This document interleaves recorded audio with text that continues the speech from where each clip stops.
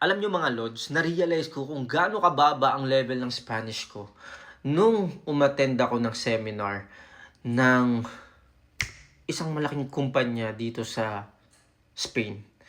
As in, pure Spanish talaga. Eh, yung level ng Spanish ko, B2. Tapos yung talagang, mwah! Yung usapan talaga, hindi talaga sila nag-English mga Lods. Pure Spanish talaga. Doon ko na-realize na kailangan talaga, pinapractice talaga ang Spanish. Well, hindi ko masisi yung sarili ko dahil sa business namin, ang clients talaga namin are Filipinos.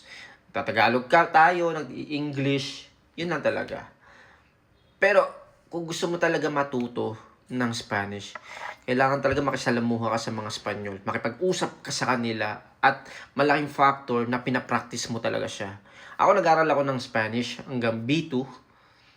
Sa school, inaaral or tinuturo yung tamang grammar, tamang paggamit ng mga salita, formal and informal. Pero kung hindi mo siya gagamitin, hindi mo siya ipapractice mga lods, hindi ka manonood ng mga Spanish movies, hindi ka talaga makikipag-interact sa kanila, hindi ka matututo. Alam mo magsalita, nakakaintindi ka, pero kapag hindi mo practice, wala. So, kailangan i-practice mo talaga mga lods. Practice, practice. Okay lang yun kahit magkamali ka kasi hindi ka naman nila pagtatawanan.